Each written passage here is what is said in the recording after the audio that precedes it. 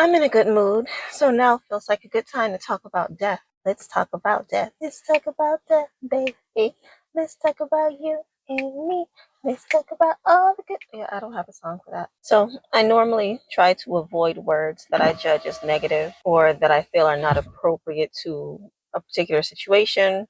If I feel like a word is can be said a different way, if I can rephrase something to make it more affirmative, I'll do that. So death is not a word that I tend to use because I feel like there's no such thing as death. It's an illusion.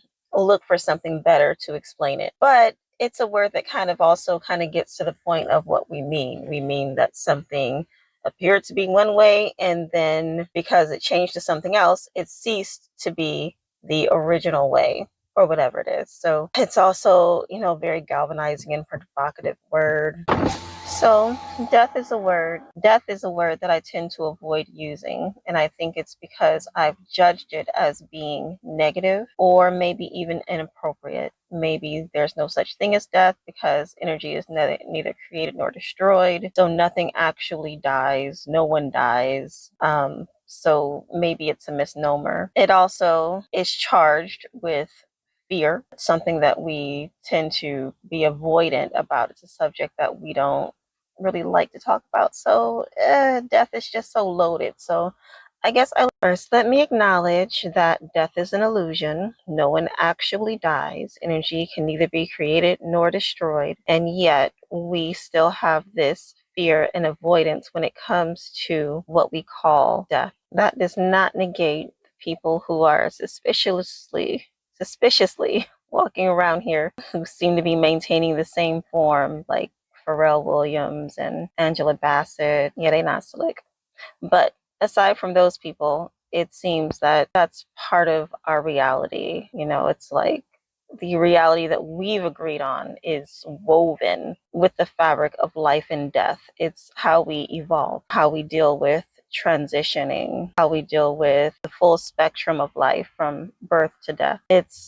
That's where our evolution is. Again, unless you're a vampire, in which case I guess it's something else. As a child, the idea of death was a great source of anxiety for me. I felt like there was a strong association between words and power, which also made words dangerous. So I felt like if I said something about cross my heart and hope to die, which I never said, but if I ever dared to say that, I would put that in motion or maybe even cause it to happen instantly. I felt like I could make a mistake by saying or doing the wrong thing.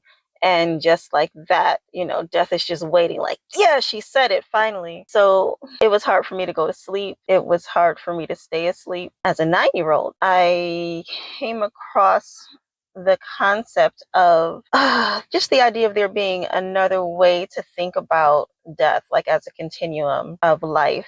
And I said, well, I want to be the kind of person who thinks of death the way that the Africans do. That's the way that I thought of it. Like the Africans, I knew about the process, the burial process that was done in ancient Kemet, where there was a connection between life and death, and there wasn't the finality that I was taught or that I just picked up on in Western culture. So I said, I wanna think of death the way the Africans do. And I never really thought about it again after that until I went through a series of events as an adult, as a mother, as a human person that kind of brought me back to that moment, like, oh, you said that you wanted to understand death the way that the Africans did. And the way that things unfolded for me, I've had to, and have been kind of pushed into a different kind of consciousness when it comes to the full spectrum and the evolution of what it is to be human. I had a little baby come to visit me,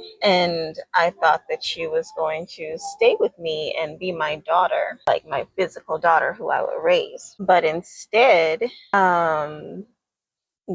due to apparent circumstances like in medical and environmental racism and the messed upness of the industrial birthing complex, that wasn't to be. So I went into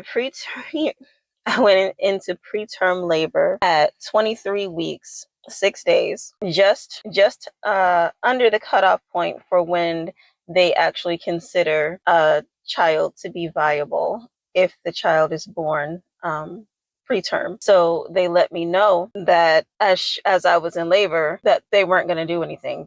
They weren't going to hook her up to a respirator. They weren't going to do anything. So once she was disconnected from me, they cut the umbilical cord, which had blood that could have circulated back into her body. They even took the time.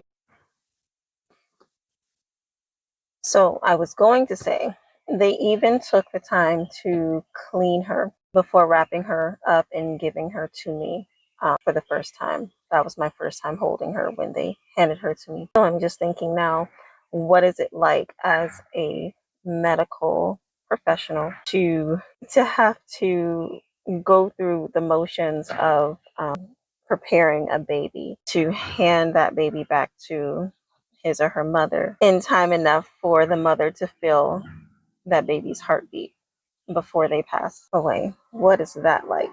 There's a whole series of protocols that they understand they have to perform, and they have to get it done, keeping in mind that it's a very time sensitive process. I can't imagine what that's like. So they were able to hand her back to me all wrapped up in time for me to feel her heartbeat. And immediately, my doula was there. Immediately, she had me uncover my chest, loosen her blanket a little bit so that we could experience skin to skin for that brief period, however long it was, until she was complete with her experience in the physical world. So I now had a daughter who is in the spirit world. I now have a daughter who is living only in the spirit world. So of course that gave me the motivation to find out why she came, why she didn't stay, and for me, when was she coming back? And I was pretty relentless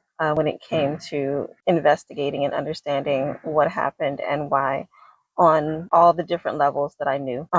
So it just led to a whole different kind of exploration that I had not sought out before. So that was a pretty transformative part for me in understanding, helping me to understand and helping me to evolve in this life. So it was transformative. It put me on a whole different path as a human and as a mother. Death has a lot of layers to it, and it brings many gifts, just like all the other aspects of life. So I'm grateful for all of my experiences. I'm grateful for the ability to experience gratitude no matter what the circumstance. I'm grateful for the freedom and the clarity that comes from the wisdom of these experiences. So I'm open now to talking about death.